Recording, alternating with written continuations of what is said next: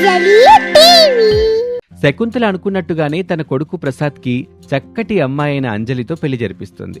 కొత్త కోడలి రాకతో ఆ ఇల్లు సందడిగా మారుతుందనుకుంటే అలా జరగలేదు. శకుంతల చాలా కోపిష్టి కావటం వల్ల, పిసినారితనం చూపించటం వల్ల ఆ ఇంట్లో బంధువులెవ్వరూ ఉండరు. వర్షాకాలం కావటం వల్ల మరోవైపేమో వర్షాలు జోరెందుకుంటాయి. ఇంతలో శకుంతల, అమ్మా అంజలి, వర్షాకాలం కదా, కాస్త ఆ పని ఈ పని చెయ్యాల్సి ఉంటుందమ్మా. నేను కూడా నీకు సాయం చేస్తానులే. కొత్తగా పెళ్ళయింది, నీ దగ్గర పనులు చేయించకూడదు. కానీ ఏం చెయ్యను చెప్పు, ఈ వర్షం వల్ల అన్ని ఇబ్బందులే నాకు. అయ్యో అత్తయ్య, మీరు చెప్పకపోయినా నేను పని చేసేదాన్ని. ఇప్పుడు నా మనసుకు కాస్త ప్రశాంతంగా ఉందమ్మా. చాలా సంతోషం. నువ్వలా అంటావని అనుకోలేదు. ఈ మధ్య కొత్త కోడళ్లకి కొమ్ములు మొలుస్తున్నాయిలే. పెళ్ళైన వెంటనే వాళ్ళేదో సాధించామనుకుంటున్నారు. మొగుణ్ణి కొంగుకు కట్టేసుకుని అతని చెత్తబుట్టలో పడేయాలని చూస్తున్నారు. నువ్వలా కాదనుకో, నాకు తెలుసు కదా నీ గురించి. ఇక అవన్నీ మనం మాట్లాడుకుంటే మన పనికే ఇబ్బంది. నువ్వెళ్ళి నీ పని చూసుకో. అలాగే అత్తయ్య. అలా అంజలి వంటగదిలోకి వెళ్తుంది. అంజలి వెళ్ళిన తర్వాత అక్కడికి పక్కింటి వనజ వస్తుంది.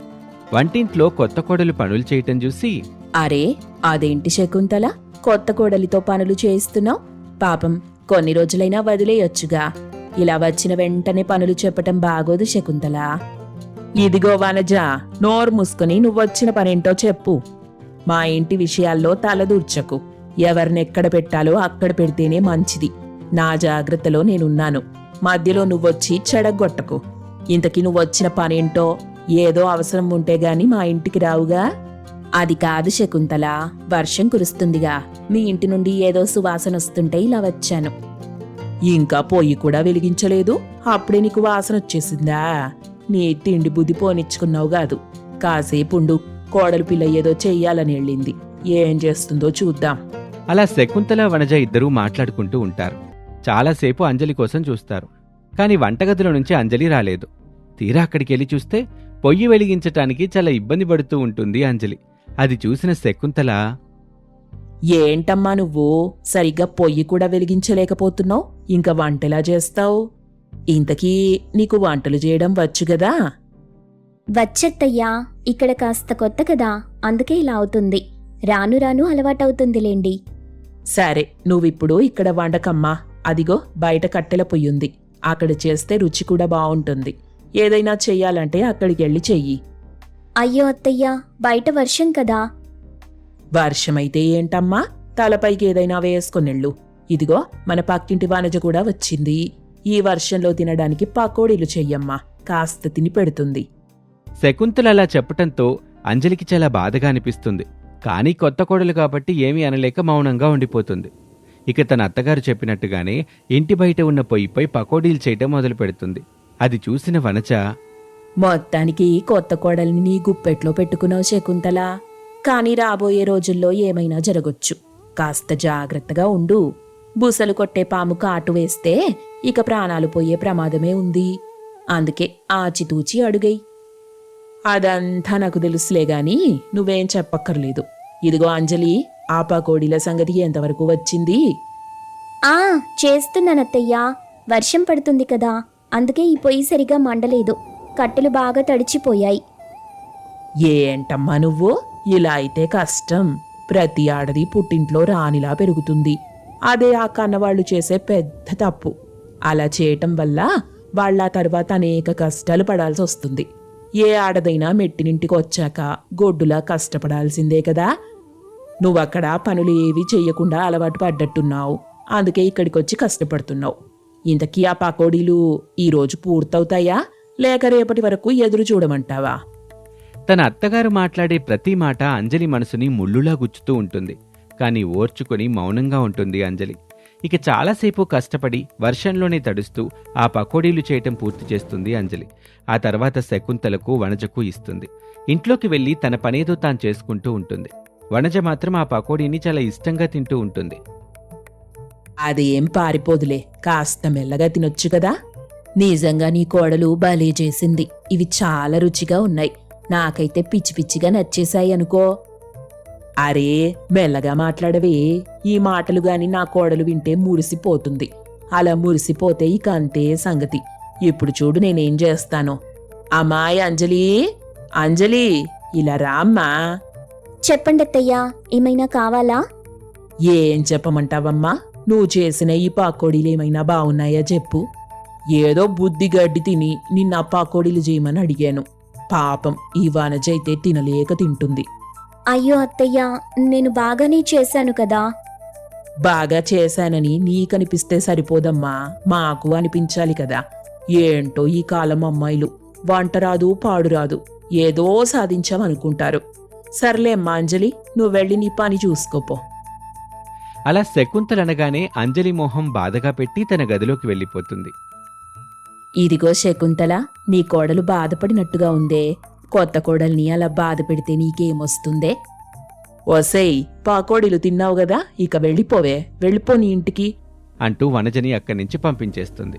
ఇక ఆ రోజు రాత్రి ప్రసాద్కి అన్ని విషయాలు చెప్పి కన్నీళ్లు పెట్టుకుంటుంది అంజలి. ప్రసాదు ఓదార్చుతాడు.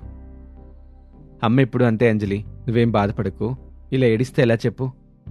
అది కాదండి, ఆ పక్కింటావిడ దగ్గర నన్ను అవమానించారు అత్తయ్య. నేను పకోడీలు బాగా చేశాను, అయినా కూడా నన్ను సూటిపోటి మాటలన్నారు. బాధపడకు, రాను రాను అన్నీ సర్దుకుంటాయిలే. బాగా అలసిపోయినట్టున్నావు, ఇక నిద్రపో. అలా తన భార్య అంజలిని ఓదార్చి నిద్రపుచ్చుతాడు. మరుసటి రోజు ఉదయాన్నే వర్షం బాగా కురవటం వల్ల ఇంట్లోకి నీళ్ళొచ్చేస్తూ ఉంటాయి. అమ్మా అంజలి, అదిగో ఆ పాత్ర తీసుకొని ఈ నీటిని తోడి పక్కకు పోసేయమ్మా. ఇవెక్కువైతే ఇక ఇంట్లో ఉండలేం. అత్తయ్య, అది నా వల్ల అవుతుందా? నేను కూడా నీకు సాయం చేస్తానులేమ్మా. వెంటనే ఆ పాత్ర తీసుకో. మనమిప్పుడు ఈ పని చేయకపోతే కష్టమైపోతుంది. అలాగే అత్తయ్యా. అలా అంజలి వెంటనే ఒక పాత్ర తీసుకుని వర్షపు నీటిని తోడి ఇంటి బయట పోస్తుంది. అలా మధ్యాహ్నం వరకు ఆ పని చేస్తూనే ఉంటుంది. శకుంతల మాత్రం చిన్న సహాయం కూడా చేయకుండా అలా చూస్తూ ఉండిపోతుంది. మధ్యాహ్నం అయిన తర్వాత, వర్షం నీళ్ళంతా వెళ్ళిపోయాయిలేమ్మా. ఇక ఆ వంట పనేదో చూడు, అసలే మధ్యాహ్నం అయిపోయింది అంటూ పనులు పురమాయించి అక్కడి నుంచి వెళ్ళిపోతుంది శకుంతల.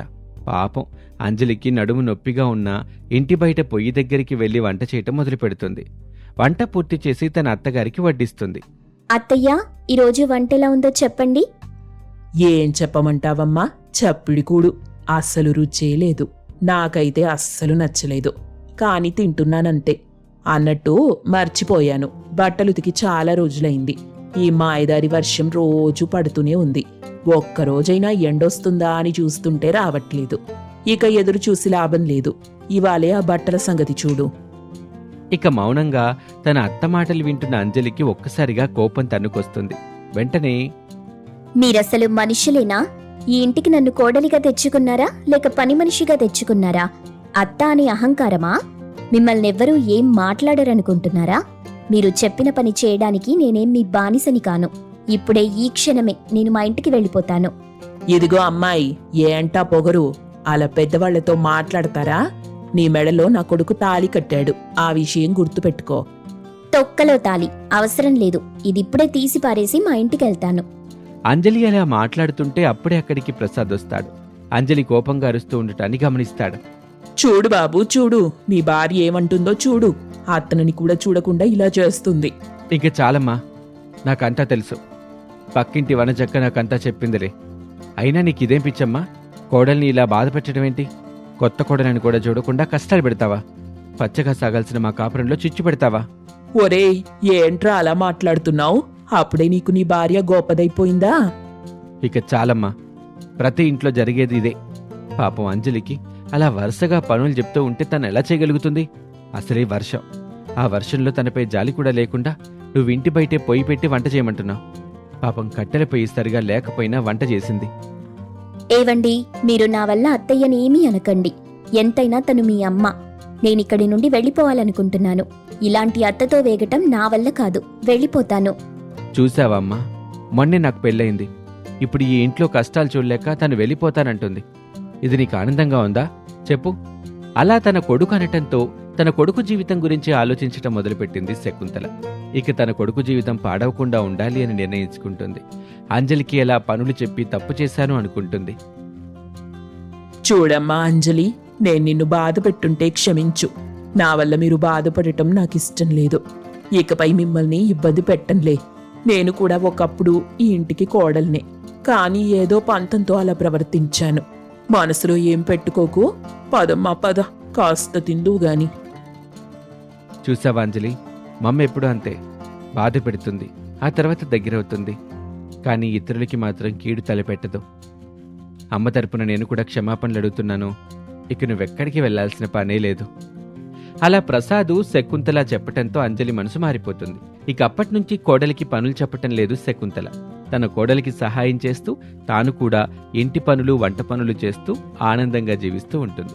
ఇది వాళ్ళటి కథ. మరొక ఆసక్తికర కథలో మళ్ళీ కలుద్దాం. అంతవరకు సెలవు. నమస్తే.